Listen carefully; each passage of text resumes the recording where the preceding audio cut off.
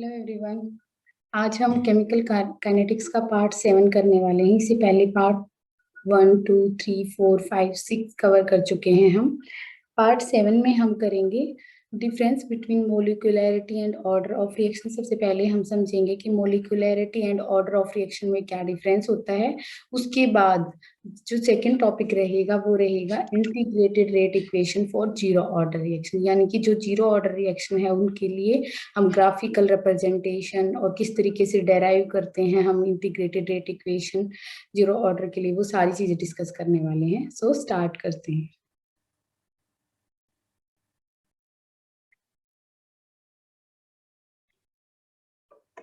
जैसे last class में हमने पढ़ा था मोलिकुलैरिटी एंड ऑर्डर ऑफ रिएक्शन के बारे में, तो मैंने मोलिकुलैरिटी के बारे में आप सबको बताया था। बेटा मोलिकुलैरिटी क्या होता है कि जितने नंबर ऑफ पार्टिकल्स एक दूसरे के साथ कोलाइड कर सकते हैं उसको क्या बोलते हैं, हम उसकी मोलिकुलैरिटी बोलते हैं। मतलब मोलिकुलैरिटी क्या इंफॉर्मेशन देती है हमें, कितने नंबर ऑफ पार्टिकल्स एक दूसरे के साथ क्या कर रही हैं, कोलाइड कर रही हैं। लेकिन हमने बताया कि ऐसा कभी नहीं होता है कि बहुत ज्यादा नंबर ऑफ पार्टिकल्स एक साथ तो कोलाइड कर नहीं सकते। मान लो मेरे पास कोई ऐसी रिएक्शन लिख रखी है 4A + 3B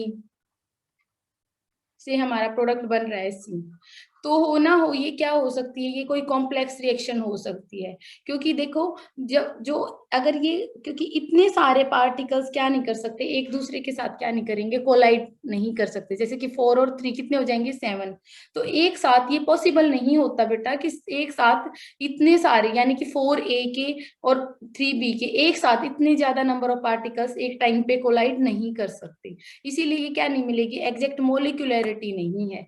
तो मोलिकुलैरिटी का मतलब सिर्फ कहाँ पे बनता है, मोलिकुलैरिटी का मतलब सिर्फ सिंपल रिएक्शंस में बनता है, सिर्फ किसमें, एलिमेंट्री रिएक्शंस में बनता है। तो कहाँ पे बात करेंगे हम, एलिमेंट्री रिएक्शंस में। तो मोलिकुलैरिटी सिर्फ एलिमेंट्री रिएक्शंस की होती है। और जब हमारे पास क्या होती हैं, कॉम्प्लेक्स रिएक्शंस होती हैं, जब भी हमारे पास क्या होती हैं, कॉम्प्लेक्स रिएक्शंस होती हैं। तो मान लो ये, मान एज्यूम कर लेते हैं ये हमारे पास क्या होती है, कॉम्प्लेक्स रिएक्शन होती है। कॉम्प्लेक्स रिएक्शन कौन सी होती है, जो मल्टीपल स्टेप्स में होती है। तो उस केस में जो स्लोवेस्ट स्टेप होता है उसको कंसिडर किया जाता है उस टाइम पे। एलिमेंट्री रिएक्शंस में कल मैंने लास्ट में एक एग्जांपल भी आपको देके बताया था बहुत अच्छे से कि बेटा उस टाइम पे जब कॉम्प्लेक्स रिएक्शन का स्लोवेस्ट स्टेप देखते हो उस टाइम पे तो जनरली ये होता है कि जो स्लोवेस्ट स्टेप में जो मोलिकुलैरिटी आती है उस टाइम पे जो मोलिकुलैरिटी होती है वही क्या होता है, ऑर्डर ऑफ रिएक्शन भी होता है। तो कल हमने ये चीजें डिस्कस की थी। तो आज हम उसी बेस पे क्या करेंगे, इनके बीच में डिफरेंशिएट करेंगे कि क्या डिफरेंस होता है मोलिकुलैरिटी और ऑर्डर ऑफ रिएक्शन में। तो मोलिकुलैरिटी और सेकंड कंसेप्ट हो जाएगा हमारा order of reaction. Order of reaction, ठीक है। तो सबसे पहले हम पढ़ते हैं मोलिकुलैरिटी। तो मोलिकुलैरिटी जैसे मैंने अभी बताया कि सिर्फ क्या होता है, ये अगर मान लो ये एलिमेंट्री रिएक्शन होती, कोई भी मान लो एलिमेंट्री रिएक्शन होती, ऐसे मान सकते हैं कि x + y 2y = gives us z। तो यहाँ पे क्या होता है, मोलिकुलैरिटी कैसे निकाल सकते हो, जस्ट इनको सम करवा दो, यानी कि एक यहाँ पे है 2 यहाँ पे है, सिर्फ रिएक्शन को देख के उनके स्टोकियोमेट्रिक कोफिशिएंट्स को क्या करते हैं हम, सम कर दे, तो उसी से क्या आ जाएगी, मोलिकुलैरिटी आ जाएगी। ठीक है, तो इसका मतलब ये हो गया कि ये क्या बताता है, it is the sum of, ये तो जस्ट हम देख के भी हम बता सकते हैं। ठीक है, यानी कि हम इसको एक रिएक्शन की रिप्रेजेंटेशन से भी बता सकते हैं। तो हम ऐसे बोल सकते हैं, it is the sum of atoms या फिर मोलिक्यूल्स, कुछ भी हो सकता है ना, एक्स एटम भी हो सकता है, मोलिक्यूल भी हो सकता है, या फिर क्या हो सकता है, आयन भी हो सकता है। मोलिक्यूल और आयंस इन्वॉल्व इन, देखो मैं यहाँ पे लिखूंगी ये बात, एलिमेंट्री रिएक्शन, ताकि आपको कंफ्यूजन ना हो कि मोलिकुलैरिटी का मतलब कहाँ पे है, सिर्फ मोलिकुलैरिटी का मतलब एलिमेंट्री रिएक्शन में। ऐसा नहीं है इसके लिए मोलिकुलैरिटी 7 हो जाएगी, ठीक है, क्योंकि ये कॉम्प्लेक्स रिएक्शन है। कॉम्प्लेक्स रिएक्शन के लिए मोलिकुलैरिटी का कोई मतलब नहीं बनता है। सिंगल स्टेप के लिए क्या बनता है, एलिमेंट्री। अब कॉम्प्लेक्स रिएक्शन क्या होते हैं, बहुत सारे सिंगल सिंगल स्टेप से मिलके बनी है, तब अलग अलग स्टेप के लिए आप क्या निकाल सकते हो, मोलिकुलैरिटी निकाल सकते हो। तो अगर ये मान लो मैंने ये बोला कि ये एलिमेंट्री रिएक्शन है, एज्यूम करो, मान लो एग्जामिनर आपको दे दे कि ये एलिमेंट्री रिएक्शन, तो सिंपली क्या करना है आपको, इसको स्टोइकियोमेट्रिक कोफिशिएंट्स को देख लेना और उनको क्या कर देना, सम कर देना, वही क्या हो जाएगा, उसकी मोलिकुलैरिटी हो जाएगी।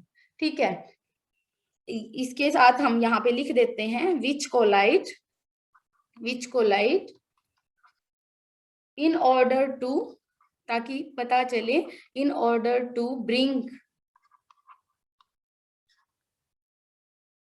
अबाउट ए केमिकल रिएक्शन, यानी कि कोई भी केमिकल रिएक्शन के लिए जो एक दूसरे से कोलाइड करते हैं। ठीक है, जैसे हम क्या बोल रहे हैं, इस रिएक्शन से हमें क्या पता चल रहा है कि 2y और एक मतलब y के 2 और x का एक मॉलिक्यूल क्या हो रहे हैं, एक दूसरे के साथ क्या कर रहे हैं, कोलाइड कर रहे हैं। ठीक है, to about a chemical reaction.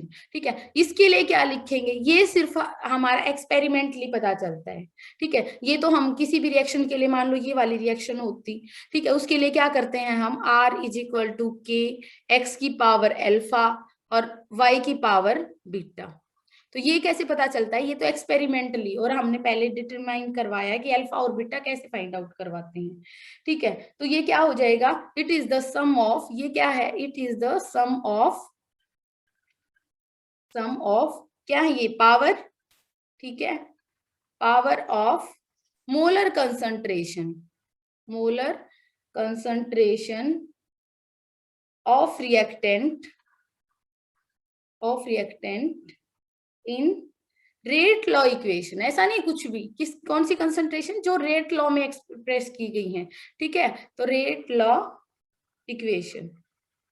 ठीक है, ये पर्टिकुलर डिफरेंस, ये अलग अलग, देखो यहाँ से 2-3 क्वेश्चन बना सकता है वो आराम से, हो सकता है सिर्फ मोलिकुलैरिटी क्या होता है, डेफिनेशन पूछ ले। ये थोड़े से इसलिए ताकि आपको अच्छे से पता चले कि क्या होता है, इसलिए पूरा मैंने अच्छे से लिख के दिखाया है आपको कि कैसे फाइंड आउट करोगे। ठीक है, तो फर्स्ट डिफरेंस हो गया, आपको नोट्स में भी एज इट इज लिख लेना है, बिल्कुल एग्जैक्ट डेफिनेशन है बेटा ये। ठीक है, तो सारे डिफरेंस एज इट इज लिखने हैं आपको। सेकेंड डिफरेंस की बात करते हैं, तो सेकेंड डिफरेंस क्या हो जाता है हमारा, जब हम ऑर्डर ऑफ रिएक्शन की बात करते हैं, तो मैंने ये सॉरी यहाँ पे क्या लिख रहे थे हम, मोलिकुलैरिटी, और उस साइड क्या लिख रहे थे, मोलिकुलैरिटी, और इस साइड क्या लिख रहे थे, ऑर्डर ऑफ रिएक्शन। तो मैंने क्या बताया कि ये क्या होता है, ये थ्योरेटिकल कंसेप्ट है, यानी कि यहाँ इसको तो सिर्फ रिएक्शन को देख के बता सकते हैं। तो ये क्या, इट कैन बी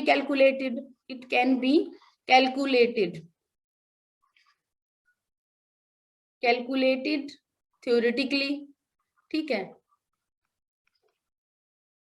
और ये क्या है, ये टोटली क्या होता है, एक्सपेरिमेंटली। कैसे पता चलता है, एक्सपेरिमेंटली, हम देख के नहीं बता सकते, किसी भी रिएक्शन का ऑर्डर देख के हम बता नहीं सकते। ये क्या है, इट इज डिटरमाइंड एक्सपेरिमेंटली, आप ऐसे लिखोगे, it is determined experimentally. Next हो सकता है, क्या डिफरेंस हो सकता है, हमने देखो मैंने बिल्कुल एक एक न्यूमेरिकल आपको अच्छे से ऐसे करवाया बेटा, इसीलिए ताकि आपको ये ना रहे कि ऑर्डर ऑफ रिएक्शन हो कैसे सकता है। देखो अगर आप पिछली वीडियोज को भी देखोगे ना, तो आपको पता चलेगा कि ऑर्डर ऑफ रिएक्शन, देखो हमने न्यूमेरिकल सॉल्व किए थे, तो ऑर्डर ऑफ रिएक्शन क्या हो सकता है आपका, होल नंबर भी हो सकता है, होल नंबर हो सकता है।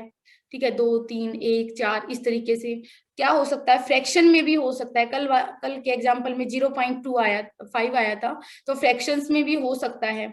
और इवन जो हमने एक न्यूमेरिकल किया था उसमें क्या आया था, और नेगेटिव भी हो सकता है। क्या हो सकता है, नेगेटिव भी हो सकता है। लेकिन मोलिकुलैरिटी सिर्फ होल नंबर हो सकते हैं, 1, 2, क्योंकि पार्टिकल 2 टकरा सकते हैं, 3 टकरा सकते, नेगेटिव थोड़ी ना होंगे।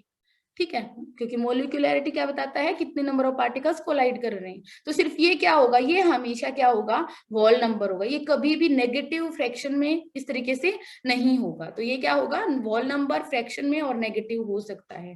फोर्थ कंसेप्ट क्या लिखते हैं, फोर्थ पॉइंट क्या लिखना होगा, देखो यहाँ पे मैंने लिखा था कि मोलिकुलैरिटी का मतलब सिर्फ क्या होता है, मोलिकुलैरिटी वैलिड होती है सिर्फ और सिर्फ एलिमेंट्री रिएक्शंस के लिए।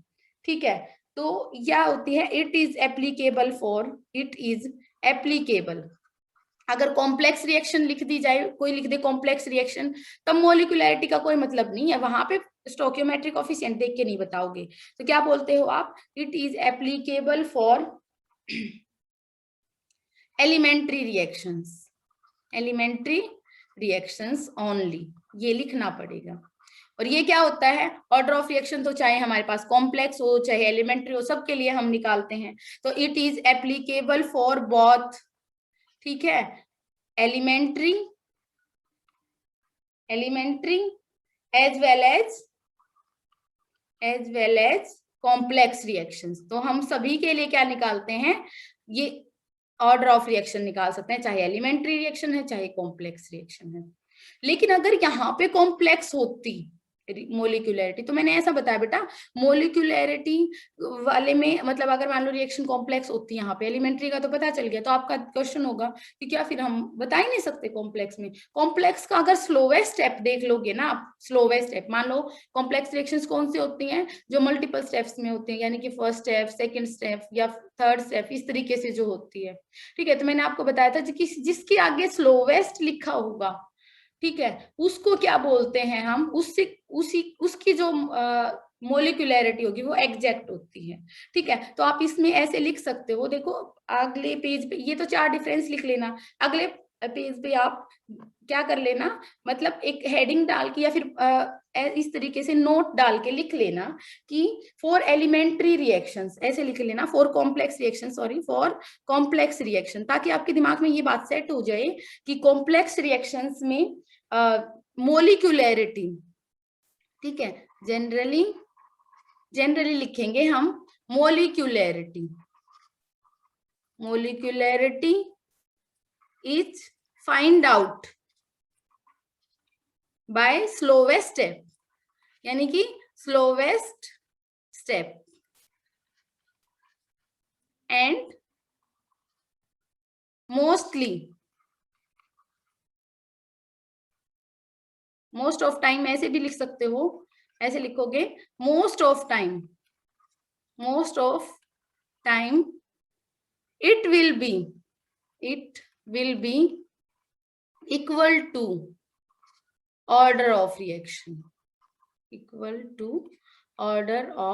reaction, ये हमने कल भी बताया था। देखो बेटा क्या होता है, मान लो कोई रिएक्शन कई स्टेप्स में हो रही है, जैसे कि ए से बी बन रहा है और उससे क्या बन गया, ए प्लस बी से क्या बन गया, हमारा सी बन गया, ठीक है। ये सी फर्दर डी से सी ए से दोबारा से कंबाइन होके क्या बना रहा है, हमारा डी बना रहा है। तो यहाँ पे सी क्या है, इंटरमीडिएट है।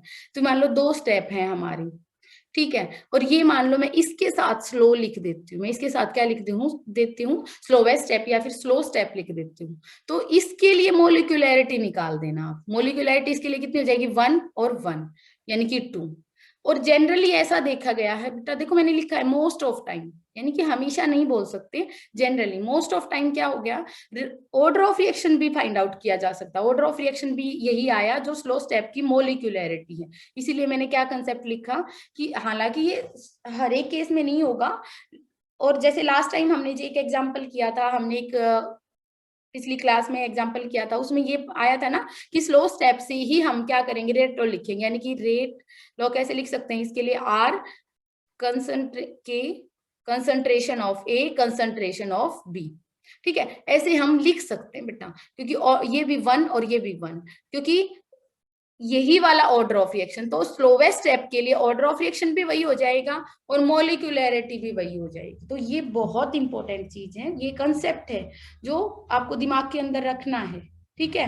तो कई बार स्लो स्टेप को आपको ध्यान रखना है। और कल हमने बात की थी कि स्लो स्टेप को क्या बोलते हैं, रेट डिटरमाइनिंग स्टेप भी बोलते हैं, ठीक है। तो हमारा ये वाला कैसे हम ऑर्डर ऑफ रिएक्शन और मोलिकुलैरिटी ऑफ रिएक्शन को डिफ्रेंशिएट कर सकते हैं, और सारी चीजें मैंने इसके अंदर इंक्लूड की हैं। तो आप नोट्स बनाओगे तो इसी से बनाओगे, ठीक है।